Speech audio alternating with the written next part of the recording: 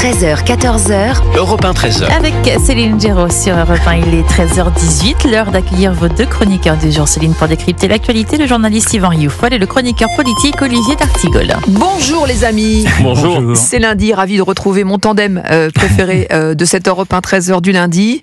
Et je vous parle de cette claque retentissante pour la France Insoumise. Ça ne vous a pas échappé. Hier soir à Villeneuve-Saint-Georges, c'est dans le Val-de-Marne.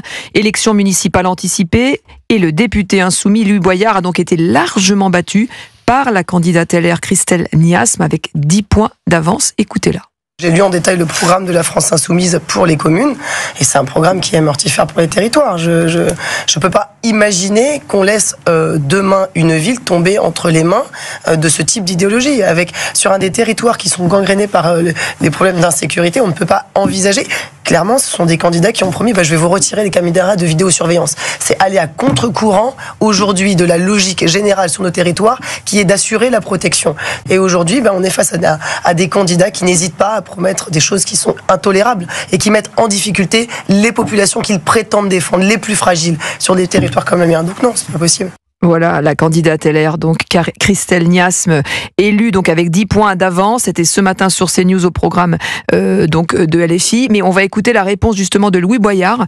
Louis Boyard, qui a pris la parole hier soir après sa défaite. On avait tout le monde contre nous. Je le dis aussi, où étaient nos camarades? Où étaient les écologistes? Où étaient les communistes? Où étaient les socialistes? Où étaient-ils quand on a imploré la fusion? Ils n'étaient pas là. Où étaient-ils quand on a eu besoin d'avoir du soutien, quand on a qualifié notre liste de communautaristes? Ils n'étaient pas là. Où étaient-ils quand on a eu besoin de leur voix aujourd'hui pour battre l'extrême droite? Ils n'étaient pas là.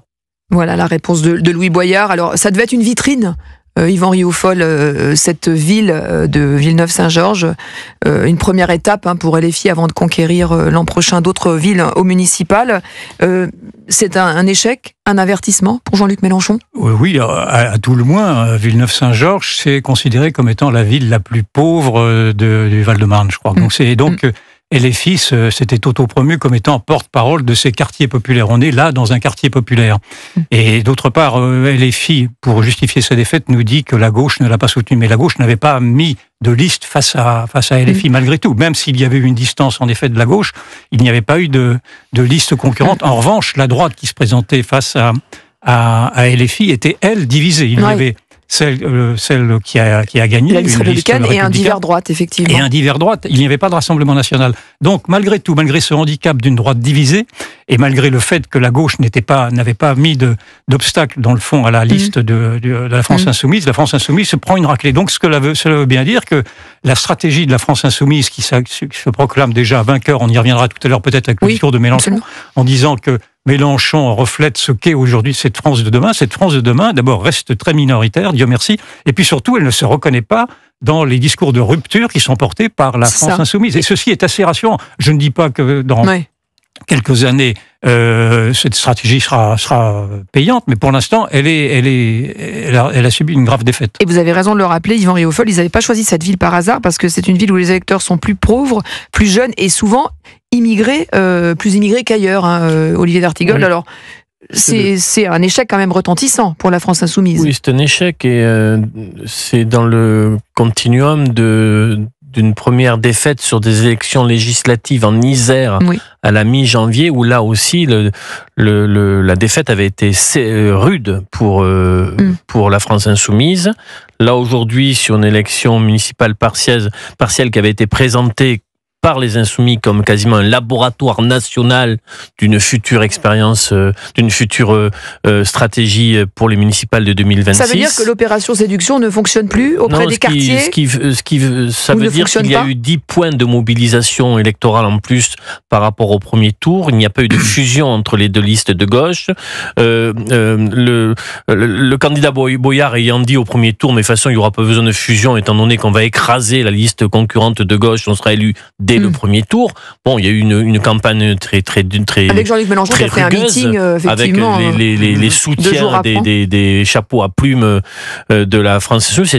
C'est donc un échec sur le plan stratégique. Mais je le relie aussi à un contexte national où on voit que dans les enquêtes d'opinion que l'électorat de gauche ne veut pas la conflictualité tout azimut, ne veut pas le chaos.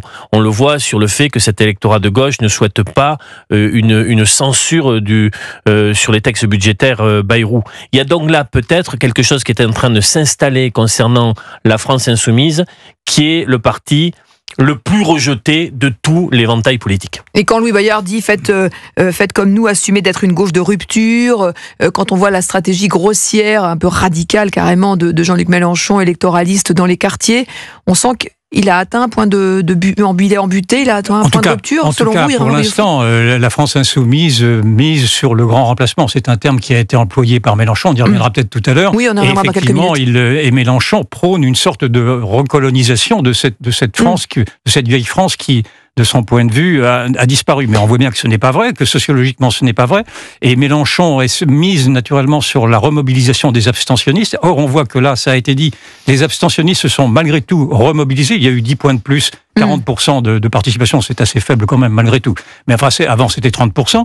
Et donc, on voit bien que cette remobilisation n'a pas profité non plus à la France insoumise, alors qu'elle misait précisément sur le fait que tous ces abstentionnistes voteraient pour lui, pour elle. Alors justement, est-ce qu'il se trompe pas de colère quand il dit, Louis Bayard, on l'a entendu, qui dit que c'est à cause des socialistes, des communistes et des écologistes qui auraient dû le soutenir et pas se retirer, et c'est à cause de ça qu'il a perdu? Oui, mais il se trompe. C'est-à-dire qu'il ne veut pas avouer qu'il n'est pas que la France insoumise n'est pas le représentant de cette nouvelle France. Mais est-ce qu'ils prennent la mesure, selon vous, la France insoumise aujourd'hui, que cet échec cuisant, qui représentait une vitrine, on le rappelle, pour Jean-Luc Mélenchon, est plus qu'un avertissement? C'est difficile à dire, parce que malgré tout, ça reste sur le périmètre d'une commune qui reste ce qu'elle est d'une manière géographique. Donc on ne peut pas en tirer des conséquences, on ne peut pas en faire un théorème, mais malgré tout, c'est un coup d'arrêt, me semble-t-il, en tout cas un coup de semonce, face à cette prétention qu'a la France insoumise d'avoir à représenter aujourd'hui cette contre-société, qui est une contre-société islamisée. Vous l'avez dit, c'est en plus une ville qui était une forte population immigrée, donc musulmane, disons les choses comme elles sont. Olivier D'Artigol. Oui, et il faut ajouter à tout ça que le calendrier politique premier pour Jean-Luc Mélenchon ne sont pas les prochaines municipales, mais véritablement une présidentielle anticipée. C'est pour cette raison que dans ses dernières interventions, il est toujours sur un discours très très colérique, très anxiogène. Une gauche divisée, mais est-ce qu'elle a vraiment envie de faire l'union autour d'elle? Il y a eu une campagne pour appeler à la destitution, on l'oublie, mais d'Emmanuel Macron. Donc vraiment, l'agenda de Jean-Luc Mélenchon est un agenda d'une présidentielle anticipée. C'est ce qu'ils souhaitent obtenir. Et la manière dont ils ont abordé ce climat de campagne à Villeneuve-Saint-Georges participe à cette mise sous tension permanente du débat politique. Et en même temps, il est incapable d'élargir sa base électorale. Hier, il y a plus de 60% des électeurs qui se sont déplacés donc à Villeneuve-Saint-Georges pour des candidats de droite, qui ont voté pour des candidats de droite. C'est ça qui est très intéressant, c'est que la stratégie de LFI était de flatter le communautarisme musulman, enfin de flatter l'islam, parce que c'est carrément l'islam qui est maintenant revendiqué également par Mélenchon dans son discours de samedi. On y reviendra peut-être tout à l'heure. Il se lui-même présenté comme étant l'enfant du Maghreb, parce qu'il est né au Maroc.